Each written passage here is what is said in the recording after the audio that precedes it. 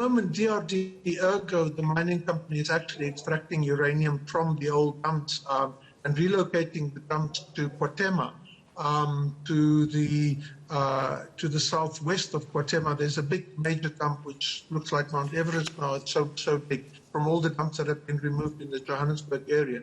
But the problem is that one is relocating the problems associated with these dumps because they also contain lead and arsenic, uranium, barium, strontium, copper, and other heavy metals, which are very problematic. And that is the cause of the health problems that people have in the Soweto area. We find very high levels of respiratory problems. We find skin problems associated with arsenic and uranium. We find lung problems and cancer problems, places like Riverlea and so on. All right, let's get that reaction then. I'm joined by Sandile Mabaso from the Department of Mineral Resources. So that was 2 weeks ago, and I must tell you, Mr. Mabaso, I was astounded by some of what was being said by the people from Benchmarks Foundation.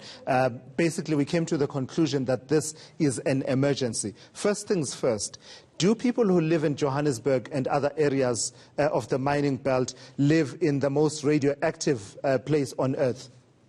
Yes, good day, Thulasizwe, and thank you. Yes, I can assure or acknowledge that there has been studies that were carried out that a number of the dumps, of the mine waste dumps around Johannesburg, carry high radioactive material. So in response to this particular case, it is new. I'm hearing it for the first time now, and we work closely with the Benchmarks Foundation, and I'm surprised that they have not raised this with us so that we could give it the agency it deserves. So you're hearing it for the first time, but what is your understanding of the radioactivity of areas around Johannesburg where there are mine dumps? My understanding is that there are over 200 mine dumps in and around Johannesburg. Objectively, without reference to what the Benchmarks Foundation, if someone says to you, Johannesburg is the most radioactive place on Earth, what's your response from what you know? So we have two classes of dumps.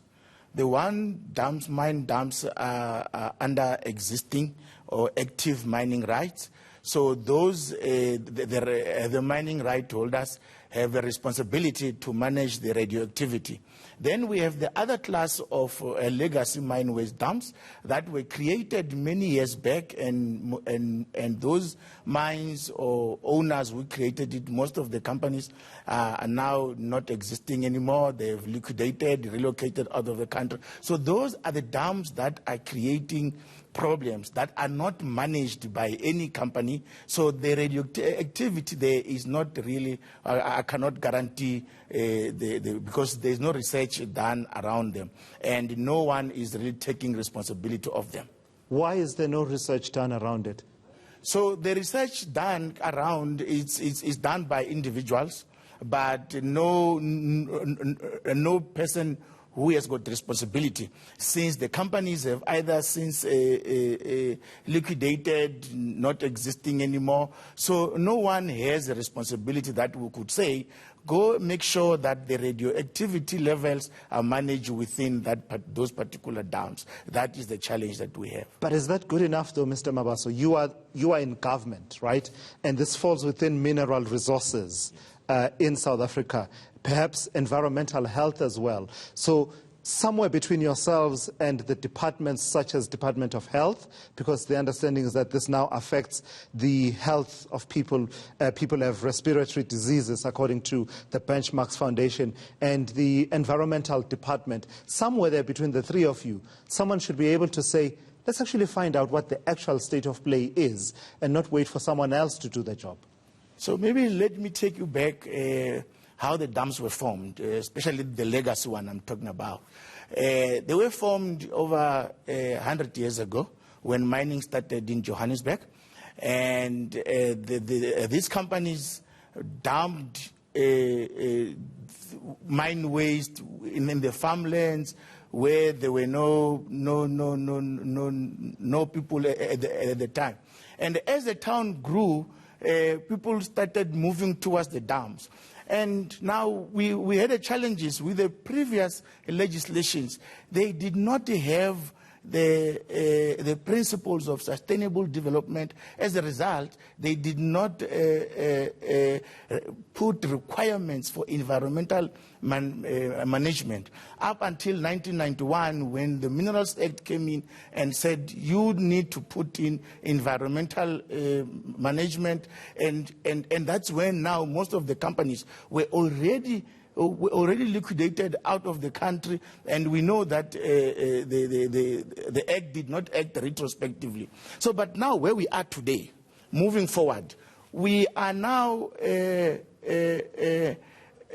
as DMRE administering the National Environmental Management Act in the mineral sector, and which can work retrospectively in terms of Section 28, if we can find those who created those. But unfortunately, some of them we are unable to trace. So going forward...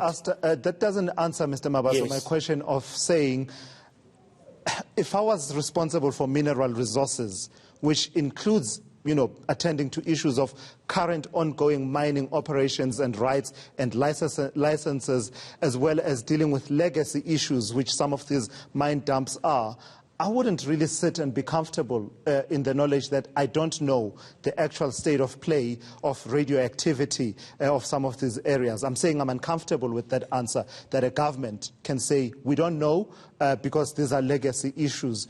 It should be your issue to find out. So we as a solution going forward, we have developed a strategy together with the Council for Geoscience that will then clearly define how should we deal with the legacy mine waste dam. That strategy is due to be published very soon.